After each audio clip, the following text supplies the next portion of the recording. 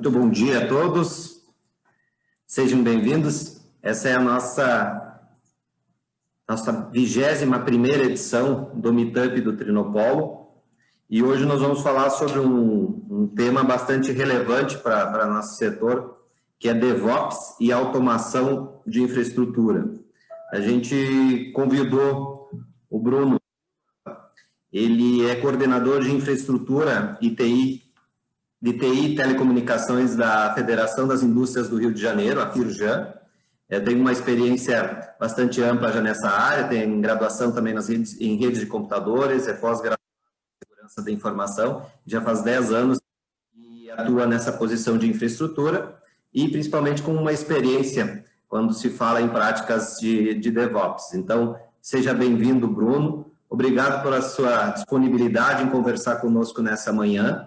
E a gente espera realmente poder ampliar a discussão sobre esse tema para a gente também possa implementar essa cultura, para a gente utilizar essas práticas no dia a dia das nossas empresas, né?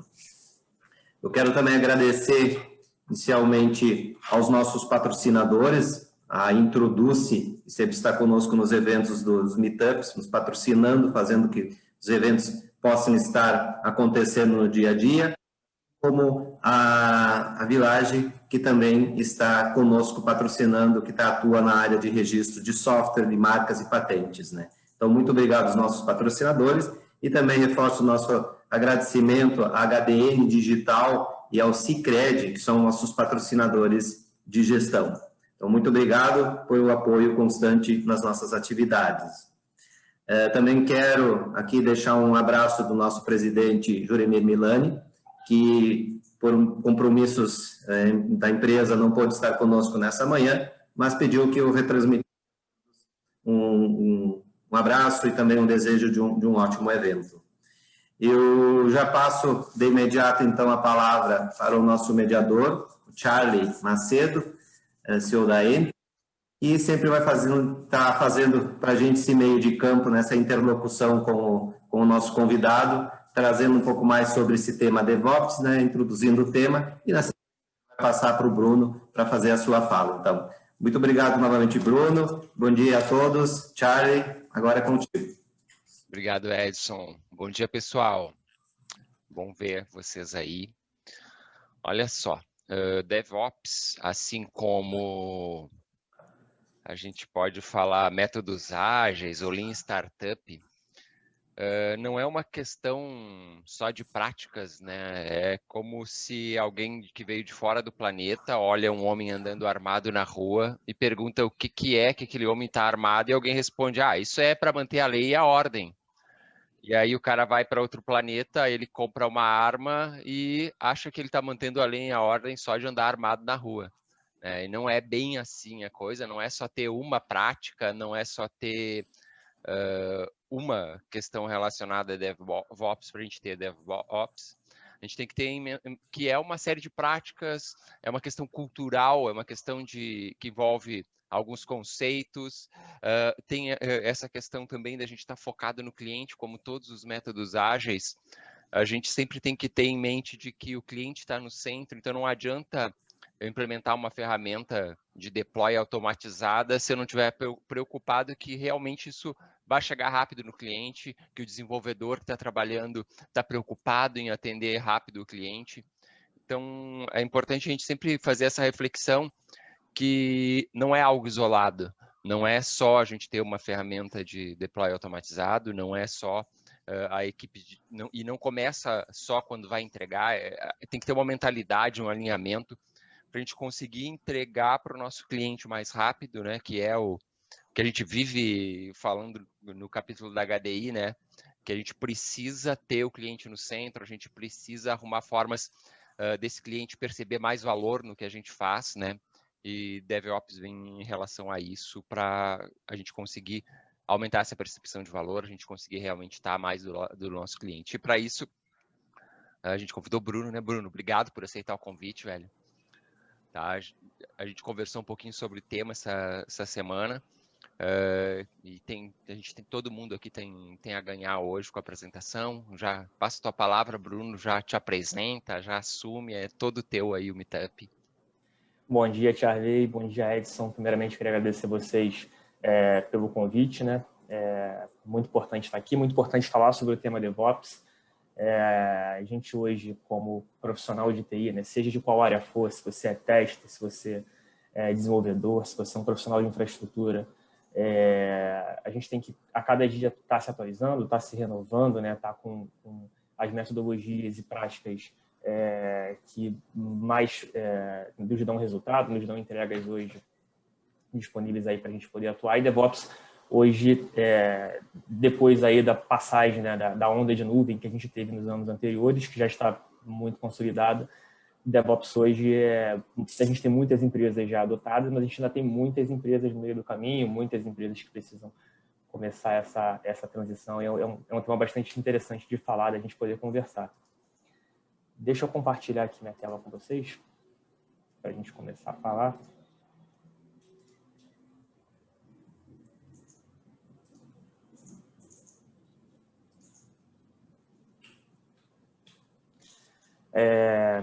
De novo, mais uma vez, bom dia.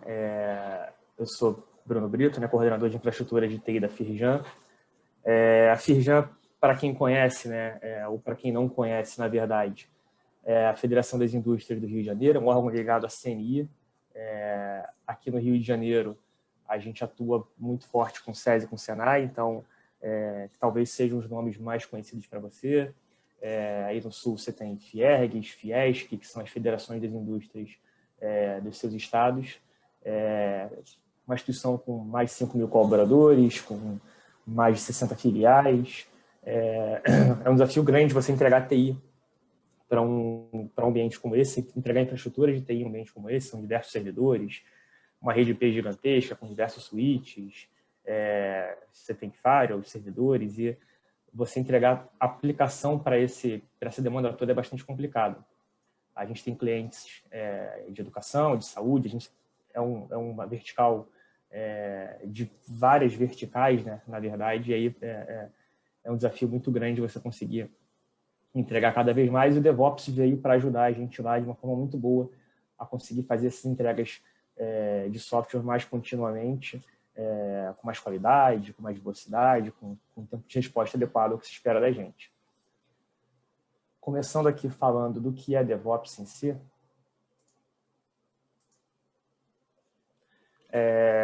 Charlie já começou falando bem, né? DevOps não é um processo, DevOps não é uma tecnologia, DevOps é basicamente baseado em cultura, né?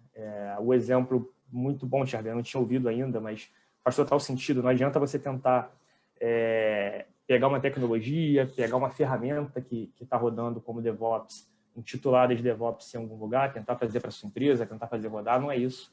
O objetivo, provavelmente o resultado alcançado vai ser nulo, ou vai ser muito baixo, você não vai conseguir entregar valor para o seu cliente, seja ele qual for.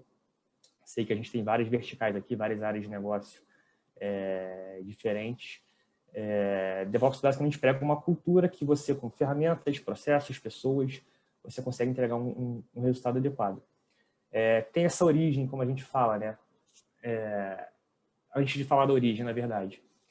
O resultado disso que você precisa buscar para entregar para o seu cliente é você tentar fazer uma integração contínua e um deploy contínuo. O que é isso? Você tem seu time de desenvolvimento aí grande, pequeno, mas você não tem geralmente um desenvolvedor para atuar um produto. Você tem as figuras de teste, figuras de segurança da informação em alguns casos. Você precisa fazer esse time todo unido, junto, para entregar os seus produtos, deve entregar o código para o pessoal de teste realizar o seu teste e fazer esse sincronismo, né? Fazer essa dança funcionar para entregar valor ao seu cliente é bastante complicado. O que você basicamente busca em DevOps é que as coisas sejam feitas da forma mais automatizada possível e que você tenha o tempo todo feedback do que você está fazendo. A gente prega muita liberdade com responsabilidade no DevOps. Aquela matriz hierárquica começa a ser quebrada cada vez mais. Você dá muita autonomia para o seu time, você dá muita autonomia para os seus técnicos, desde que, né, com um pré-requisito para isso é que eles saibam usar. E aí, como é que a gente originou essa história de DevOps? Onde é que vem isso? Tem o Manifesto Ágil dos Desenvolvedores, né, criado essencialmente por desenvolvedores, que lá no final escreveram o manifesto do Agile, basicamente baseado em pessoas, interações. Então, a gente para de falar que o processo, depois com o desenvolvedor, quando o desenvolvedor recebe uma demanda, tem que ser comunicar ao fulano, ao ciclano, ao beltrano. Isso aqui só pode acontecer se o coordenador tal fizer determinada ação, se o head fizer determinada ação. E você passa a valorizar essa comunicação, essa interação entre a figura do QA, a figura do infra, que ficaram basicamente estigmatizados, né? Virou o emblema do DevOps, o time de dev com o time de operações. Você prega muito, como eu falei, autonomia e auto-organização. Você precisa cobrar do seu time resultado. O que eles estão fazendo tem que estar no rumo certo. Mas você não vai controlar cada vez mais no controle restrito, o dia a dia, o que ele está fazendo. Você tem uma meta, você tem um prazo a ser entregue, você está rodando lá, a gente vai falar de processo rapidinho, a sua sprint, você tem lá um objetivo a cumprir, mas você tem que valorizar cada vez mais essa autonomia, essa auto-organização para que o resultado seja atingido lá. E aí, nessa mudança, né, nessa saída do modelo waterfall que a gente vinha antes, no gerenciamento de projetos, lá no modelo PMI, com aquela gestão mais estrita, entregando um software gigantesco a cada 3, 6 meses, né, depende da situação do dia a dia de cada um aqui, e a gente passa a valorizar entregas menores, entregas contínuas, que é uma palavra que a gente vai usar bastante aqui. Não adianta o seu cliente hoje também, ou você, dependendo do seu negócio, ter uma ideia fenomenal, pensar em algo gigantesco, demorar um ano para fazer, demorar um ano para o seu time poder te entregar, você conseguiu colocar isso em operação rodando, e o teu concorrente lá na frente entregou algo muito menor no começo, ganhou esse tempo de mercado, né? Ganhou esse time, passou na sua frente, ganhou adoção, ganhou adeptos, usuários, e aí quando você, por mais que entregue uma ferramenta fenomenal, um produto fantástico, no final você já não tem aquela adoção. Muita gente usa o exemplo do WhatsApp, que não é, teoricamente, ou na opinião de muita gente, a melhor ferramenta de comunicação. Você tem um Telegram aí que entrega tanta coisa quanto. Só que perdeu esse time, né? O WhatsApp, pelo menos aqui no Brasil, conseguiu um market share muito rápido, muito bom, e é difícil você depois retomar isso, por mais que você tenha um produto melhor do que o seu concorrente. Então, cada vez mais entregando entregas menores, tendo feedback do seu cliente, isso aqui ficou bom ou não ficou, o que a galera está pedindo, o que essas pessoas estão, o que os meus clientes estão demandando. E você colocar no seu backlog, né? Você colocar no seu, na sua linha de produto, as entregas a curto e médio prazo, priorizadas do que você precisa fazer para atingir o seu cliente, você vai ganhando engajamento, vai ganhando adoção, vai subindo em utilização, vai tendo mais feedback, e isso vira um ciclo virtuoso, nesse caso, de entregas muito boas. E aí um ponto que a gente tem que destacar, falando em produto pronto, né, versus o MVP, já conhecido por bastante gente também, né, esse mínimo de produto que você precisa entregar, é que o produto tem que ser funcional. Não adianta você entregar uma parte de um comunicador, por exemplo, falando já do WhatsApp, se o básico, por exemplo, que é enviar uma mensagem, receber uma mensagem, não funciona. Não adianta você criar uma ferramenta que só envia a imagem, por exemplo, uma foto. A gente tem redes sociais, já tem ferramentas para isso, mas num nicho de comunicação você vai acabar não acertando.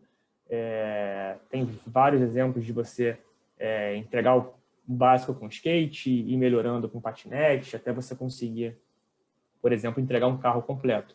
Basicamente essa a ideia do MVP. Ele tem que ser funcional, ele tem que ser consistente, ele tem que ser usável. Assim, nesse período que você entregar, ele não pode crashar, não pode bugar, não pode ser lento, tem que ser responsivo.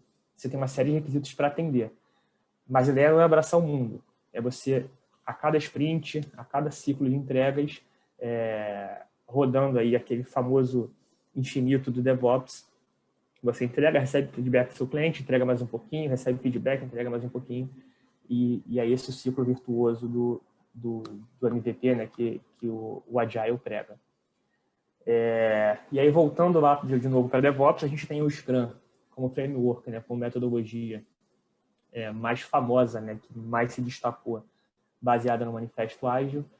E aí hoje, que a gente fala basicamente é DevOps e Scrum, você organiza o seu modelo, a sua metodologia, né, a sua equipe, os seus processos baseado nas fundações do Scrum, e você roda o teu time, faz as suas automações, cada vez mais tenta entregar deploys automatizados, testes automatizados, reaproveitamento de código, seguindo aí as práticas DevOps.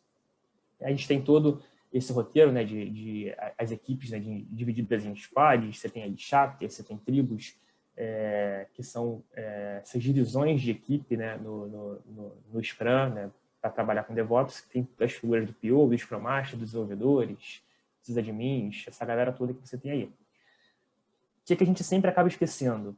Muitas empresas acabam esquecendo. O seu cliente é parte integrante do seu processo Scrum, do seu DevOps. Via de regra, né, o que a metodologia prega, na verdade, é que o seu cliente é, por exemplo, o dono do seu produto.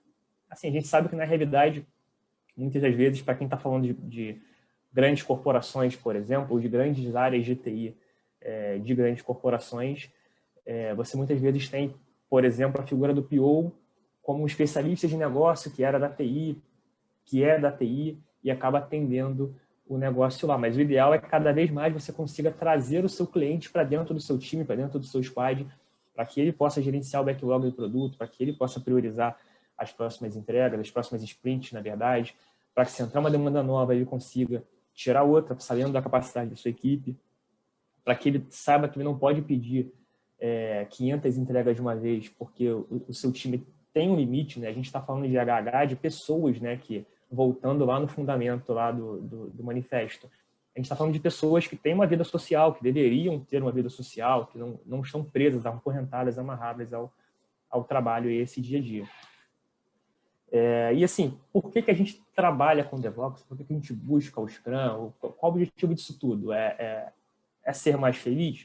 Na verdade, não é, mas acaba sendo também, né? Mas o objetivo final é que você cada vez mais entregue. Então, a gente nunca pode esquecer que isso foi feito para atender ao cliente. Isso o tempo inteiro trabalhando na criação de um servidor, na criação de um código, num teste, analisando uma vulnerabilidade de segurança.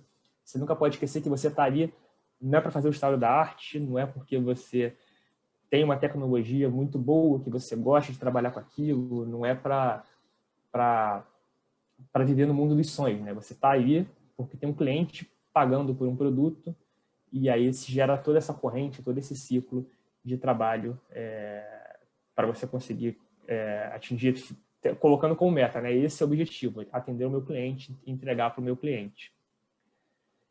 E como é que a gente faz isso, né? Quais são os desafios que a gente tem nesse meio do caminho para mudar de modelo de cascata, waterfall, tentar ser mais ágil, tentar ser mais rápido, fazer entregas contínuas, menores, mas o tempo inteiro num ritmo geralmente constante. Tem um paper do Gartner, da Kate, não é muito antigo, do ano passado, a chave para o sucesso do DevOps. Né? O texto aponta 5 razões, na opinião da autora, né, de falhas nessa transição de modelo que as empresas acabam falhando quando vão adotar DevOps. É até muito na ótica de uma figura de operações, de um gerente de operações que o documento acaba colocando lá, mas, na verdade, isso serve para ter inteira em todas as áreas. DevOps não está baseado nas implantações das empresas, em muitas das empresas, não está baseado no valor do seu cliente, e aí, como a gente está falando, o objetivo é atender o cliente, não é adotar uma tecnologia, não é seguir a onda, não é surfar nessa mesma maré. É você atender o seu cliente da forma mais eficaz, da melhor forma possível. A cultura organizacional, né, de mudança não é muito gerenciado. Se a gente está falando de mudança, a gente precisa olhar para as pessoas, precisa olhar para essa cultura da mudança, né, para acompanhar se as pessoas realmente estão aderindo a isso, se não estão, quais são as dificuldades, quais são os impedimentos, né, quais são os preconceitos, o que está dando certo, o que está dando errado. E, de novo, gente, DevOps, né, o modelo ágil, o Scrum é baseado na cultura das pessoas, né, interações entre pessoas e não mais processos rígidos, estabelecidos, estritos lá. Falta de colaboração, de novo, né, emblemático. DevOps, a figura do Dev e a figura do Ops, trabalhando juntos, de mãos dadas, com o objetivo de fazer mais rápido para entregar para o cliente. Se a gente não conversar, se a gente não comunicar, se a gente continuar com com esse firewall entre os dois times e entre todos os outros times também, a gente não pode esquecer do PO, do Scrum Master, dessa galera toda que compõe um squad de DevOps, a gente não vai chegar lá, e é isso, citado por essa autora do Gartner, né, pela Kate, é uma das 5 maiores razões para problemas de implantação. Tentar alcançar muito rapidamente. Assim, modelos de maturidade, né? A gente começa dando um passo para dar o segundo passo, ninguém nasce sabendo andar, todo mundo, ou quase todo mundo, engatinha primeiro antes de aprender a andar. Você não pode chegar de uma hora para outra, virar a chave. Aí, de novo, o exemplo do Charlie do ET. Não adianta vir aqui, olhar uma arma no bolso, voltar para o seu planeta e colocar uma arma no bolso. Você precisa entender por que aquilo está sendo feito assim, qual o objetivo final, implantar uma primeira medida de segurança, uma segunda medida de segurança, nesse caso dos ETs, para tentar aos poucos, né, dividir para conquistar, como a gente costuma falar também. E aí um ponto-chave, né, expectativas surreais do que o DevOps pode, na verdade, entregar. O que muita gente pensa quando a gente fala em DevOps? É basicamente entregar o dobro do que você entregava antes pela metade do tempo. Isso não necessariamente é uma verdade na maioria dos casos. Não adianta você pensar que de uma hora para outra, né, você vai ter essa integração contínua entre pessoas, entre código, entre deploy, teste automatizado, a nave de segurança também automatizada, e você vai fazer isso rapidamente, o seu infinito vai gerar 500 vezes nesse processo, num ritmo muito acelerado, e na verdade não é bem assim. Na visão de muita gente, você espera colocar uma demanda no início de um pipeline, né, de um tubo de processo, e que no final, instantaneamente, de forma automática, cada vez mais automatizada, vai sair um produto, e não é bem assim. A gente pode ter diversos problemas nesse meio do caminho que vão atrapalhar a entrega. E aí, por exemplo, o cliente não prioriza. Você colocou uma demanda lá, você tem seu backlog de produto armado, priorizado, tudo bonito. De uma hora para outra, você começou a sua sprint, você precisa colocar mais uma demanda, precisa substituir uma demanda, precisa resolver um bug que não estava previsto, mas você não tira nada do que a sua equipe tinha se comprometido para fazer naquela sprint, que na verdade é baseado na estimativa de horas que elas têm disponíveis, né, na velocidade que elas costumam a entregar suas entregas, a fazer suas entregas baseadas nos story points. Você simplesmente coloca mais coisa para ser feito do que não estava previsto sem repriorizar. Você já começa errado. Mas aí muitas das vezes a gente, poxa, mas o meu objetivo é entregar. Eu tenho que entregar para o meu cliente. O cliente, às vezes, não é o PO que está dentro do seu time. Não, a gente, uma área de entrega, a gente vai entregar. O cliente tem sempre razão. Até aí, tudo bem. A gente não tem ainda uma entrega atrasada. Mas aí a sprint vai rolando, o dev não estimou bem o esforço em alguns casos, achou que aqui ia dar menos trabalho, na verdade está dando mais trabalho, ou esqueceu, na verdade, de estimar quais eram os recursos necessários que ele ia precisar das outras áreas, como, por exemplo, pedir um servidor para infraestrutura, avisar que vai ter um deploy novo, uma comunicação nova da DMZ com a rede interna, um banco de dados novo. A gente tem aqui 500 exemplos no dia a dia para citar. E aí a coisa só vai piorando, você vai vendo que a sua entrega, né, os seus gráficos de esforço até o final da sprint não estão descendo. De itens a serem realizados no final da sprint não está descendo. Você começa a ligar o sinal de alerta. E aí os requisitos dos impedimentos ao longo desse prazo não foram tratados. Como eu falei, você tem requisitos de infraestrutura, de segurança que precisam ser analisados. Pode ser que você precise eventualmente de uma aquisição, de uma contratação de um serviço. Você precisa consumir um recurso novo na AWS. Enfim, de diversos requisitos que não foram levantados e que isso vai ficando para a última hora, vai deixando para depois. E mesmo que foram levantados e foram tragos para o time, as pessoas conseguiram identificar lá, as coisas não vão andando. A barreira que é criada aqui, o cara de segurança fala que você não pode fazer isso, e você começa a ligar o sinal de alerta que a sua entrega não está saindo bem como planejado, ou não vai sair bem como planejado.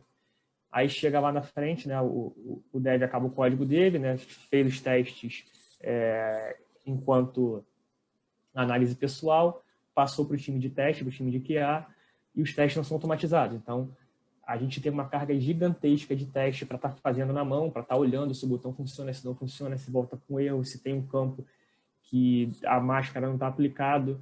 Você gera um trabalho manual muito grande que, na verdade, não é o DevOps. Por mais que você esteja trabalhando teoricamente num processo ágil, você está dividido em squads, você está com o seu Scrum Master liderando, acabando com os impedimentos, mas você não está aplicando práticas de DevOps nesse ambiente, por exemplo, de teste, para poder pegar o maior número possível de falhas de forma automática e deixar só aquele ajuste final que precisa realmente de um olho humano para tratar essas imperfeições. E aí a coisa só vai piorando. Aí chega lá na frente, na sexta-feira, 5 horas da tarde, na véspera de você lançar um produto novo, chega um requisito para a infraestrutura, precisa de um servidor novo agora para terminar essa entrega. E aí, assim, do olhar de infra, a gente nem sempre está preparado, a gente vai dar uma estimativa de que isso vai demorar, de que isso demora X minutos, X horas, ou além do servidor tem a regra de firewall, tem um não sei o que, tem um não sei o que lá, e a gente acaba, no final das contas, não entregando a aplicação na velocidade que o cliente espera. E aí, do ponto de vista de infraestrutura, se você não se atualizar, se você não fazer a sua parte, assim como o teste, assim como o dev, assim como o Scrum Master, como o PO, como o cliente, se você não aplicar as práticas de DevOps no seu dia a dia, você vai falhar. E no caso da infraestrutura, você está de frente para a entrega. Você é a barreira entre o que já foi construído, o que já foi testado e o que, de fato, não está ainda feito deploy, não está deployado num jargão nosso. Acaba ficando estigmatizada essa imagem para o cliente, né? Eu não tenho um servidor para isso, meu servidor vai demorar a subir, não tenho recurso, tenho que falar com fulano que já foi embora. É algo que você não deveria, que não é o que prega o DevOps, que são as interações humanas, que são os processos automatizados, para a gente poder evoluir nesses modelos de maturidade. Mas, assim, o importante é começar, né? A gente tem que começar. E aí, sobre esse ponto pegando muito o ponto da infraestrutura, né, no final, de chegar um pedido, precisa de um servidor novo agora. Quanto tempo você demora para me entregar um servidor? Por mais que você fale, eu faço isso rápido, mas é automático? O dev tem a liberdade de requisitar uma máquina passando por um processo de aprovação ou não, por um workflow ou não, cada vez mais automático ou automatizado. Ou que seja você, que seja o seu sysadmin, seja o seu responsável pela infra, fazer a criação de um servidor novo. Ele chega, dispara uma linha de comando e o servidor acontece? Ou é o rápido do tipo, ele tem que entrar na console do vSphere, do VMware dele lá, ou do Hyper-V, ou da AWS, do Azure lá, fazer um passo a passo de cliques e deploys e escolhas e pensar onde isso tem que ser, ler uma documentação, ou o rápido que você fala, na verdade, é depois que você faz todo esse processo inicial manual de interface, depois que você dispara para a máquina, a criação é rápida. A criação, de fato, é rápida, independente se você está rodando no VMware on-premises ou na nuvem, a criação a tecnologia de criação é rápida. Mas o que você precisa fazer de processo humano, de processo manual que trava essa entrega? Então, assim, cada vez mais a gente tem que começar a automatizar. E aí, nos níveis mais baixos de maturidade, a gente já tem, por exemplo, há muito tempo, CLI e API para muita coisa. Hoje, o seu cara de infraestrutura, por exemplo, ou se você é o cara de infraestrutura, por exemplo, você não precisa mais entrar na console do seu hypervisor, você não precisa mais entrar na console do seu provedor de nuvem, porque com uma linha de comando ou com uma chamada de uma API, você provisiona uma máquina nova, você entrega o que você precisa entregar para o seu time desenvolver e entregar para o cliente. No caso do vSphere, por exemplo, a gente tem API, tem linha de comando, tem CLI, o vCenter também. Para quem é mundo Microsoft, aí, com Hyper-V e com Virtual Machine Manager, você tem o módulo de PowerShell, que você pode automatizar essa criação. Você pode converter isso numa API que o seu dev chama quando precisar criar uma máquina, por exemplo. AWS, Azure e Google Cloud têm nomes aí, talvez parecidos de linhas de comando, e também tem APIs. Você consegue delegar permissões. O dev pode criar com template, né, com pré-aprovações, as pessoas tais têm permissões de criar máquinas de até tal nível, ou máquinas nesse servidor aqui que tem uma capacidade que eu já conheço. Você consegue delegar, você consegue dar essa liberdade que o DevOps prega, né? Liberdade com responsabilidade, por mais que isso passe por um fluxo de aprovação, você seja aprovador, mas mesmo em níveis mais básicos, falando do seu sysadmin receber a demanda e criar, ele não precisa de um processo manual interface gráfica para isso. Ele pode, numa linha de comando, dar um Enter e já está tudo preparado, né? Você pode colocar triggers para isso, para facilitar essa entrega.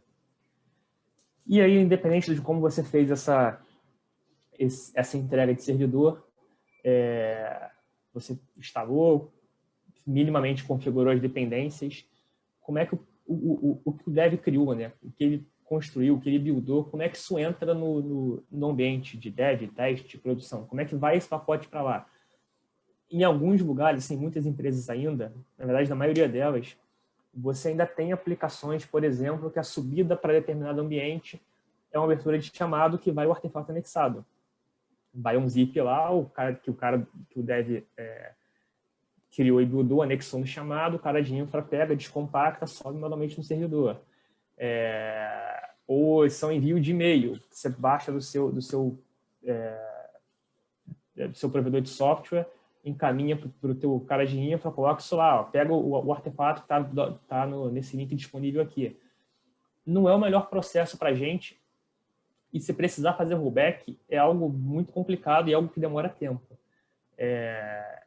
A questão do rollback é muito crítico, por exemplo, porque se você está em algo funcionando, por mais que você demore, mas você coloca algo novo no ar e aquilo não funciona, você tem que estar muito preparado, você tem que ser muito rápido para conseguir fazer esse rollback, esse retorno, em caso de algum problema identificado, porque você pode ter perda financeira, você pode ter danos aparentes, né, visíveis para a sua imagem, para a sua marca, e isso vai te trazer um prejuízo muito grande de mercado.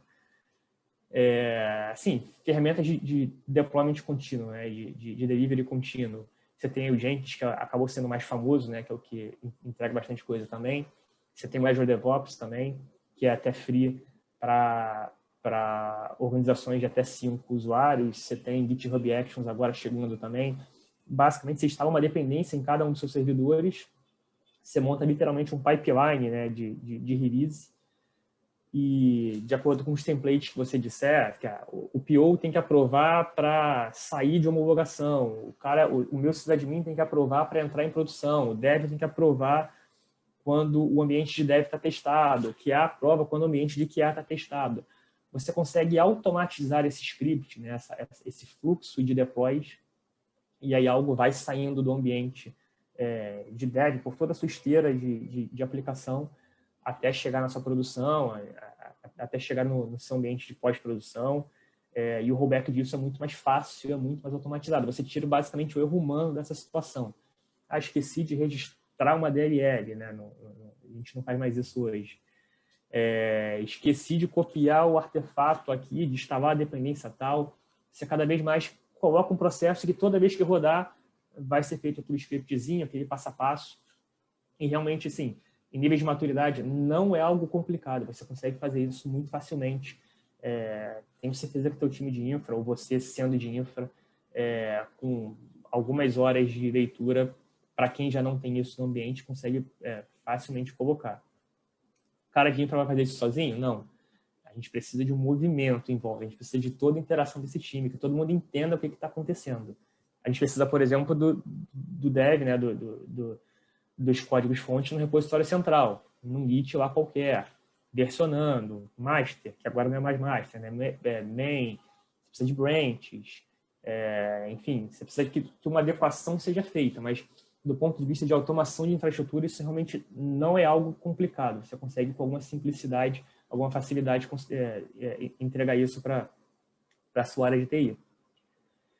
E aí tá, você instalou seu servidor novo, você configurou um deployment contínuo usando uma ferramenta que é relativamente simples de fazer. Como é que você configura o resto do ecossistema? Assim, não é só criar o servidor e colocar um pacote lá dentro. E a entrada DNS, para os seus clientes poderem chegar na tua aplicação. E NAT, né, regra de firewall, para você poder publicar isso para o mundo externo.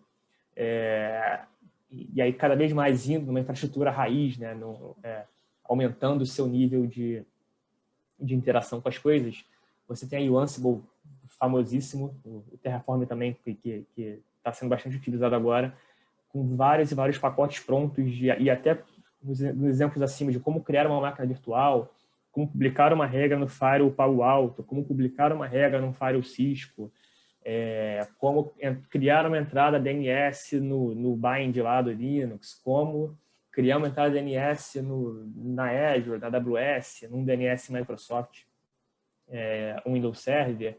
Você tem vários pacotes prontos que você consegue montar, né, agrupar para formar o seu pipeline de release lá no Jenkins, no Azure DevOps. E à medida que você precisar fazer esse processo de deploy, de publicação, isso sendo feito automaticamente, sendo colocado com cada vez menos interação humana, que é suscetível a erros, que é suscetível a falhas, a demora no processo e tudo mais que a gente sabe. E mesmo se você não é muito ainda fã de usar uma ferramenta pronta dessas, a gente sempre teve aí o bom e velho Shell Script, você tem PowerShell, você consegue chamar a API dos fabricantes lá do Firewall, do provedor DNS por ele, você consegue scriptar bastante coisa para ser executado em tempo de pipeline release, cada vez mais sendo feito automaticamente, dando agilidade e reduzindo os erros nesse processo aí.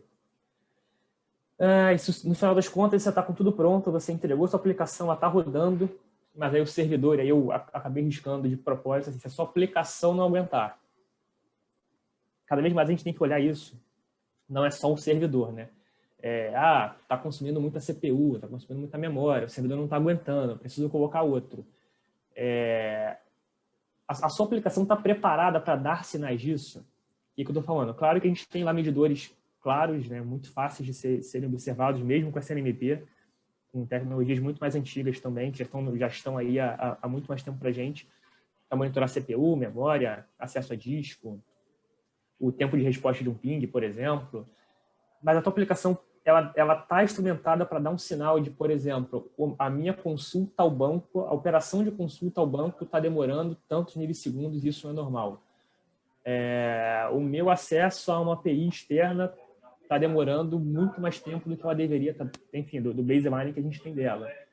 A gente tem que começar a instrumentar a nossa aplicação para dar sinais de infraestrutura e você cada vez mais rápido poder pegar isso e disso fazer uma trigger, né, transformar isso numa trigger que vai disparar, por exemplo, um scale-out, né, um scale-up de servidor. E aí, com todo esse processo automatizado, de novo, não é só subir um servidor novo no teu ambiente on-premise ou na sua nuvem. Você tem que garantir que os pré-recs estão instalados lá. Você tem que garantir que o artefato foi publicado. Se você tiver um lançador de carga, ele tem que entender que você tem um novo nó nesse ambiente para ele redistribuir carga. E por aí vai. Então, a gente fala de depois de colocar no ar, ter um monitoramento constante e eficaz. Qual eficaz? Não é só você ter o memória disco, não é só olhar o servidor, você tem que olhar a aplicação. O seu dev lá no começo tem que entender que ele tem que dar essa visibilidade, né? Instrumentar a aplicação para isso. O teu time de QA tem que conseguir perceber esses sintomas no ambiente de teste, né? E o sysadmin, no final das contas, tem que conseguir automatizar isso. E como é que ele faz isso? Se a sua aplicação for em nuvem, você não tem muito trabalho para monitorar e provisionar o servidor. Os provedores têm ferramentas prontas que você simplesmente, e aí falando de cliques, se for o caso, você na interface gráfica muito simplesmente consegue colocar uma regra que se o seu servidor chegar no baseline tal, com 95% de CPU, você cresce um segundo. E aí starta um processo de deploy nele. Se você tem nesses próprios provedores também, é o caso da Microsoft, tem um Application Insight muito bom também, que você, com muito pouco esforço, consegue instrumentar o seu código a dar sinais, a subir erros, né, a logar os seus erros numa interface que o seu time de TI possa acompanhar. E assim, o produto está em produção, ele não está lá finalizado, pronto, entregue. Ele tem que ser monitorado, tem que ser avaliado, você tem que ter o feedback, tanto de usuário quanto de ferramenta, né, de produto, de tecnologia, para saber o que isso tem que entrar na sua próxima sprint ou no seu backlog, o que precisa ser melhorado, o que vai entregar mais performance, para a gente realmente fazer o que o DevOps prega, que é esse ciclo virtuoso, representado pelo infinito lá para a gente conseguir buscar o que o nosso cliente quer, que é a agilidade, a perfeição, sem erros e tudo aquilo lá. E aí, assim, coloquei como uma vertical completa nisso tudo aqui no final, containers, porque, assim, se você ainda não está trabalhando, se você ainda não tem nenhuma iniciativa de container, ou se você ainda tem poucas, poderia ser mais, invista cada vez mais capacitação de equipe, tecnologia, porque você cada vez mais vai dar essa liberdade para o dev de escolher o pré-req que ele precisa, que ele quer, vai conseguir garantir que a máquina dele é exatamente igual ao que está rodando num servidor de dev, num servidor de QA, de homologação do cliente, de produção. Você consegue portar isso mais fácil, né? De fazer a portabilidade de um provedor para o outro, do on-premises para a nuvem, muito mais fácil, sem você quebrar, né? Crashar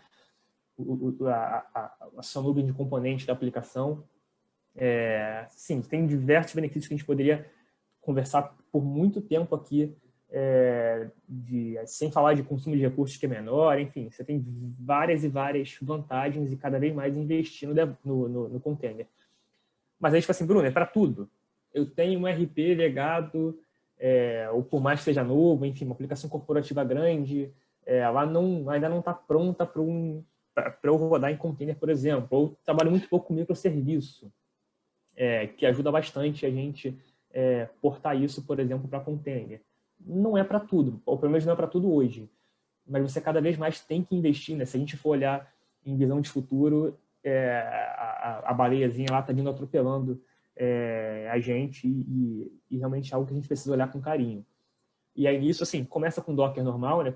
Com Composer também, que você consegue de forma muito simples, de forma muito prática, criar um ambiente aí composto por vários componentes, né? Aplicação, front-end, banco, balanceador de carga, cache. Você consegue criar um ecossistema muito grande, muito rápido, muito prático, que você entrega a receita de bolo para o teu time de infra, ele consegue reproduzir o que você fez na sua máquina. É algo que a gente realmente precisa olhar com bastante carinho aí. E como é que as grandes empresas estão olhando isso, estão trabalhando nos seus times de infraestrutura? Tudo que a gente falou até agora também aqui, né, se a gente for prestar atenção, se a gente for analisar, cada vez mais o profissional de infraestrutura está se tornando, está se aproximando de um profissional de desenvolvimento, no sentido de ele escrever código, ele desenvolver, ele programar, por mais que não seja ainda você meter a mão no código do cliente, e é uma realidade muito distante ainda dos times de infra, os skills que a gente sempre criou nos times de infraestrutura, mas cada vez mais você precisa que ele tenha essa aptidão a programar, que ele consiga entender um código, que ele consiga automatizar a sua infraestrutura utilizando e aí, Python, enfim, Node, Shell Script, as diversas ferramentas e linguagens que a gente tem pela frente aí. Se você olhar as grandes empresas, e eu começo com o exemplo do Google aqui, o time de infra basicamente é formado por desenvolvedores, que, claro, tem um skill muito grande em infraestrutura. O Google tem eles chamam de SREs, né, que é o Site Reliability Engineer, que, assim, SRE para eles é o que você tem, né, é o que você é quando você trata problemas de infraestrutura, né, de operações, como se fossem problemas de software. Então, assim, você tem um problema no seu servidor, você tem um problema de consumo de disco, de memória, de CPU no seu servidor. Você basicamente usa código para responder aquilo, para criar um servidor, para disparar uma trigger, para matar um processo, enfim.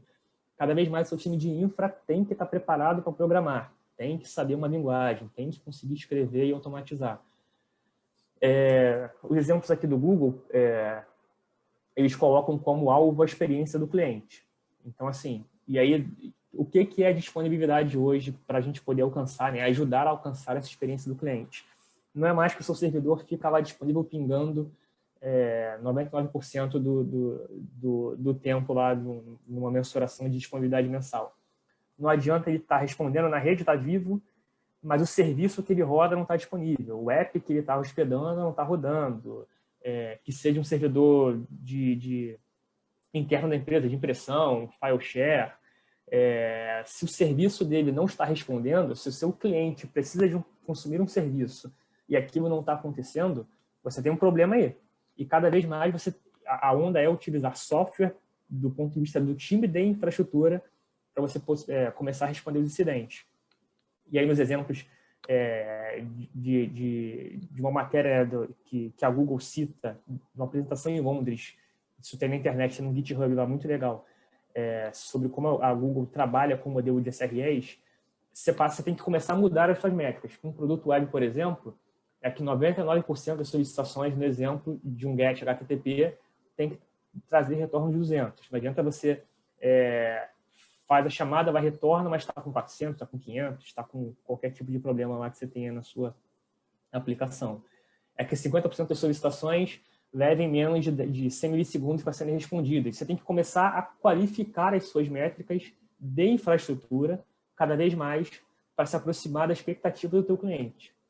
E aí, o que eles se baseiam muito, né, o que eles focam muito, defendem muito para seguir no modelo, é que eles colocam que 50% do tempo, né, metade do tempo de um SRE, né, de um engenheiro de disponibilidade, é para você reparar os problemas antes que eles aconteçam. E aí isso é mais barato do que você ter um problema e aí ter um custo de reputação, ter um custo financeiro de você descumprir uma SLA com o teu cliente ou qualquer que seja o prejuízo que você venha a ter nesse caso. Vou dar uma agilizada aqui, né? Não sei como é que a gente está com o tempo. Um outro exemplo grande também da Netflix, e aí todo mundo conhece, esse muito famoso também, né, da engenharia do caos, diferentemente de você testar coisas apenas em dev, teste, enfim, a Netflix criou aplicações, né, criou todo um ecossistema para você testar coisas em produção. Então, eles soltam um robozinho do caos lá de software, e aquilo desliga um servidor, para um avançador de carga, destrói a sua infraestrutura, e aí tensão cada vez mais é você observar, né? Você cria um problema a fim de observar o que aconteceu, mesmo em produção, e aí testar se os seus alertas estão respondendo como deveriam estar, se você está monitorando as coisas certas, se o que parou, você tem um alarme que você possa associar aquilo, você possa atacar cada vez mais, de forma mais rápida, proativa, aquele problema, e aí você gera melhorias que vão entrar no backlog do teu produto e vão ser realizadas lá. Isso ficou muito famoso como a engenharia do caos, né? É o Chaos Monkey lá da Netflix. Assim, tentando sumarizar, né? O que a gente está cada vez mais falando. A infraestrutura de TI hoje ela está se tornando como código, mas na verdade ela sempre foi. A gente que nunca enxergou, ou enxergou pouco, ou cada vez mais pessoas estão enxergando isso. E se a gente ainda tem essa visão distorcida, deturpada, é porque a gente ainda está meio que preso à Matrix. Você tem que passar a enxergar as coisas cada vez mais com o que elas são, né? Que é basicamente um software rodando embaixo daquilo tudo.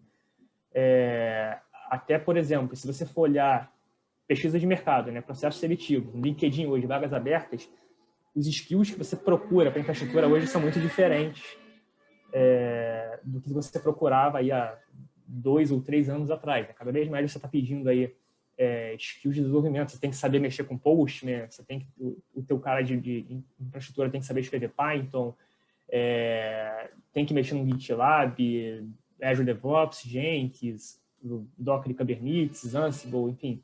Você tem cada vez mais que qualificar, capacitar, incentivar seu time, cobrar deles que eles passem a enxergar todo esse ecossistema como código e até a infraestrutura deles também tem que se adequar a esse novo modelo que a gente está vivendo. Para finalizar aqui, eu acho que bastante gente deve conhecer, mas eu indico muito, assim, esse livro é muito bom realmente, do mesmo criador do Manual DevOps, que é um pouco mais famoso também, que é o Projeto Fênix. Para quem ainda não conhece, ele trata de um gerente de operações de TI que, do dia para a noite, né, a gente está numa empresa muito problemática, né, no ramo automobilístico, e do dia para a noite ele recebe uma chamada lá do RH e do CEO de que ele vira um VP de operações de TI. A história conta o dia a dia, como é que ele fez para tirar essa imagem de que a TI não entregava, era lenta, tinha vários problemas, como é que ele foi aplicando técnicas de Lean, de um modelo DevOps para cada vez mais automatizar os processos, responder ao cliente, retornar o market share que a empresa tinha perdido e conseguir colocar a TI sendo enxergada pela empresa como uma área de valor, né, para a organização. E aí eu fecho com essa indicação aqui. Quem também não conhecer, por acaso, a teoria do caos lá da Netflix, vale bastante a leitura sobre o assunto. Acho que eu passei um pouquinho do tempo, já peço desculpas antecipadamente, encerro por aqui com os meus contatos. E aí agradecer bastante aí ao Edson e ao Charley pelo convite, aí foi bastante proveitoso conversar com vocês aqui agora.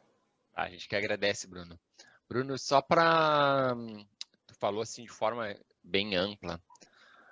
Pensando em quem está no início desse processo, tem algumas empresas que já estão rodando algumas coisas, mas qual seria o passo 1? Tá? O que seria olha primeiro para isso, olha primeiro para aquilo, o que tu diria? Se você está pensando em adotar DevOps ainda, você tem que trabalhar cultura organizacional. Você tem que preparar as pessoas para a mudança, minha opinião. Né? Você tem que preparar o que tem pela frente, você tem que ajudar a capacitar. Eventualmente, você vai precisar fazer alguma substituição para incentivar a mudança, mas tem que trabalhar a cultura. Se você, por acaso, já está no modelo, em algum nível de maturidade de DevOps, só que você precisa cada vez mais automatizar as suas coisas, você está, na verdade, começando a sua automatização de infraestrutura, assim, eu tenho um DevOps, mas eu tenho um time de Scrum, na verdade, eu tenho um método ágil, mas a minha implantação ainda é manual, ainda é agarrada, ainda não é automatizada, ao menos, você pode buscar aí ferramentas, você pode buscar ferramentas de CI/CD, que vão te dar um up, já vão te largar num passo muito grande lá na frente, como o Azure DevOps, como o GitHub Actions, o Jenkins, por exemplo, que você tem instalações não muito complicadas e você já consegue entregar bastante valor para o seu time de dev poder consumir essa infraestrutura cada vez mais como serviço, de forma automática, de forma rápida, de forma ágil. Beleza. O Guilherme fez uma pergunta aqui de piada, eu vou transformar a pergunta dele para ser útil para todo mundo. Tá? Onde a gente consegue hoje, ou de quais mercados a gente consegue, tu acha que é interessante para trazer pessoas para se tornarem DevOps? Tá? Ou tipo, tu vai contratar, que tipo de pessoa tu busca? Porque não tem, o mercado é escasso, é como a gente procurar engenheiro de inteligência artificial hoje é difícil também. Então, a gente acha pessoas que tenham perfis ou vagas que são que tenham alinhamento e traz. Para DevOps, como que tu enxerga para onde conseguir essa gente? É difícil, Charlie. Você conversando com o seu time de infra, na verdade, né, você enxerga que tem, em geral, né, os times, pelo menos que eu tenho acesso, você enxerga que tem bastante oportunidade de você capacitar, de você conseguir levar até ele lá. Porque, assim, da mesma forma que você pode capacitar um dev para infraestrutura, você pode capacitar um cara de infraestrutura para cada vez mais ir para um ambiente desse de código, né? Não necessariamente de desenvolvimento, mas que consiga entregar o que o desenvolvimento precisa. E, assim, esse profissional realmente está um pouco escasso no mercado, né? Eu vi uma pergunta também agora no chat de gente contratando, onde é que a gente consegue esse profissional? Não é fácil achar, e quando você acha, ele está sendo bem valorizado também, assim como um bom desenvolvedor também está sendo muito bem valorizado. Enfim, você tem na área de TI profissionais de segurança cada vez mais em alta, mas na infraestrutura, esse profissional de automação, né, que consegue automatizar a infraestrutura, consegue cada vez mais conversar com o dev, tá difícil de achar. Se vocês souberem também, vamos compartilhar isso aí, porque é difícil. Tá ruim sim.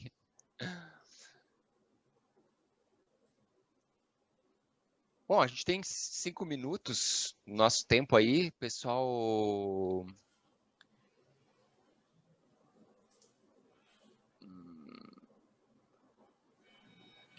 Se alguém quiser abrir o microfone e fazer uma pergunta diretamente. Isso, boa. Fique à vontade também, né? Isso aí.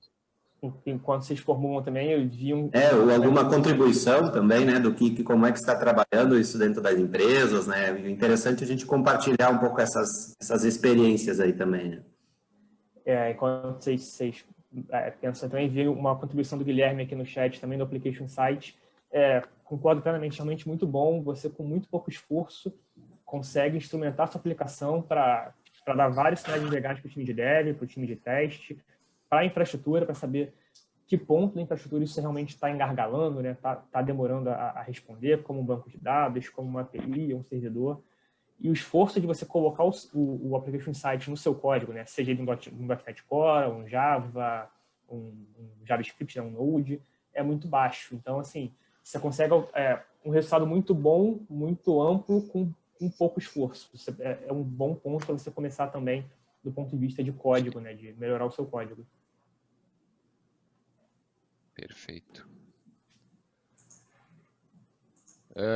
Pessoal, vocês topam abrir as câmeras aí para a gente tirar uma fotinho de todo mundo aí para o Trino poder usar na divulgação depois?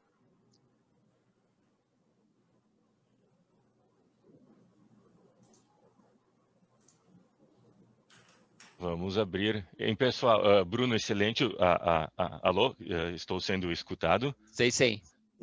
Excelente o teu trabalho, a tua apresentação. Apenas para dar meus 50 centavos de contribuição, o Application Insight, eu diria que ele é um aliado imprescindível. A gente trabalha muito DevOps, basicamente é 90% do nosso trabalho, e para auxiliar o cliente a entender o que está de errado no código, até para passar para os desenvolvedores, que nem você falou, uma consulta lenta, acima de 100 milissegundos, ele é essencial, e para instalar, tu não precisa nem encher muito o saco do dev, instalando um agente, às vezes nem instrumentando o código, tu já consegue respostas que são essenciais para resolver problemas práticos do dia a dia. No ambiente Microsoft, eu não me vejo trabalhando sem o Application Insights. Tem o New Relic e outras ferramentas, claro, que auxiliam e são muito boas também, mas esse é um grande aliado. Perfeito, Guilherme. Concordo extremamente com você. Sou muito fã também do Application Insight. A gente consegue colocar aí, muitas vezes, ele na camada do próprio web server mesmo, né, sem precisar no código. Mas é o que você falou, né, ele é tão útil, né, tão prático que você tem, com muito pouco esforço, né, seja o dev, seja a infra, se alcança um resultado muito bom. Também não me vejo hoje trabalhando sem ele, não.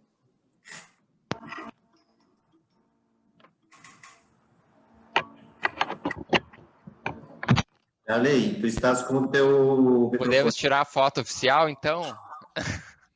Vou abrir aqui, ó. Acho que eu vou conseguir abrir a câmera antes tarde do que nunca.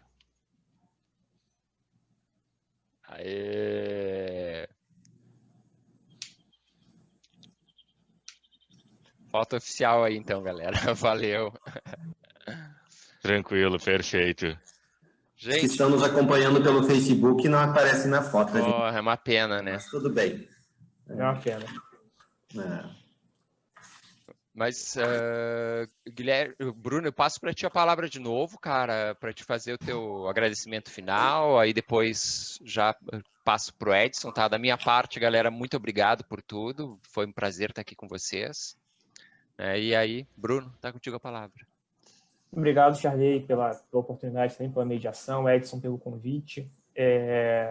Gente, estou disponível se vocês precisarem, puderem, tiverem algo também para contribuir comigo, para me mandar de informação, ou se eu puder contribuir alguma coisa, meus contatos estão aí, vou deixar também com o Edson, com o Charley, fica à vontade para me mandar. Bruno, olha isso aqui também que é muito legal, Bruno, me fala isso aqui de novo, vamos colaborar, né? Vamos conversar, porque é isso que o DevOps prega. Ótimo, eu também quero aproveitar e agradecer ao Fernando Hansen, que está aqui com a gente também, foi ele que intermediou essa conversa aí com o Bruno, né, esse primeiro contato, né, reforçar essa importância, né, que a gente, essa aproximação que a gente tem, e esse nosso interlocutor aqui na HDI é o Fernando, né, consegue nos aproximar com profissionais de todo o Brasil, e, então, enfim, isso é muito importante para a gente compartilhar. Assim, nós vamos ouvir muitos profissionais e valorizar o nosso povo daqui, né? Mas enquanto a gente está nesse formato online, vamos aproveitar e trazer as opiniões que vêm de fora, porque trazer o Bruno para vir para um meetup presencial ou para um dia TI é um dia inteiro de deslocamento, então a gente facilita para todo mundo, né? Então vamos aproveitar esse momento aí para trazer essas ideias e experiências diferentes aí, Brasil afora. Então, obrigado, Fernando. Bruno, muito obrigado pela tua disponibilidade, né? Foi muito bom conversar contigo, né? Eu vou até trocar umas ideias mais adiante contigo e Charlie, enfim, e todos que puderem contribuir, vocês têm os nossos contatos aqui pelo Trinopolo, talvez seja o caso da gente montar um treinamento para isso, né? Porque esse meetup aqui é um bate-papo inicial para a gente jogar luz sobre o tema. Muitos de vocês certamente já têm algum conhecimento sobre isso, então foi mais um assunto, mas a gente talvez precise aprofundar isso em alguns treinamentos, um treinamento de um dia inteiro, um workshop, alguma coisa assim. A gente pode ir construindo isso através do Trino, se vocês tiverem interesse. Então, tendo interesse em fazer, se posicione, nos avisem aqui que a gente vai atrás para tentar mobilizar isso, né? Eu imagino que vai ser muito difícil, porque se já não tem profissional para trabalhar, imagino para fazer treinamento. É um desafio, é para isso que a gente está aí mesmo, né? Então, obrigado a todos pela presença. Eu também reforço novamente o nosso agradecimento aos nossos patrocinadores. Introduce, o Brian está aqui conosco, também a Village, o seu Antônio também está sempre conosco, nos acompanhando, o pessoal da HDM Digital, lá de São Paulo, sempre presente nos nossos eventos, Sicredi, apoiando sempre as nossas iniciativas. Então, muito obrigado a todos vocês. Eu reforço que esse conteúdo ele vai ficar disponível, então, no site do Trinopolo, com vídeo do YouTube, né? E também, como foi transmitido via Facebook, estará disponível lá no Facebook. Então, fica fácil para compartilharem, reverem, enfim, para poderem se aprofundar no tema, né? Também convido vocês a dar uma olhada, pessoal. Nós temos uma agenda de treinamentos das nossas instituições de ensino, que são cursos que são oferecidos na área de TI, estão na agenda do Trinopolo, e temos um curso de LinkedIn, que está agora aberto, está sendo promovido pelo Trinopolo. É uma ferramenta interessante para os profissionais, de uso profissional, mas também para o pessoal de RH na fase de recrutamento, né? Pode ser uma ferramenta bastante interessante, então estão lá já abertas as inscrições. Minha gente, mais uma vez, muito obrigado. A gente fica muito feliz em poder trazer esses temas aí para conversar com vocês e sugiram também novos temas para a gente abordar nos próximos eventos dos nossos meetups. Mais uma vez, Bruno, muito obrigado. Tenha um ótimo dia e a todos vocês também um ótimo dia e um restinho de semana excelente para todos. Então, tchau, tchau. Valeu, Edson. Tchau. Obrigado, gente. Valeu, gente. Até mais.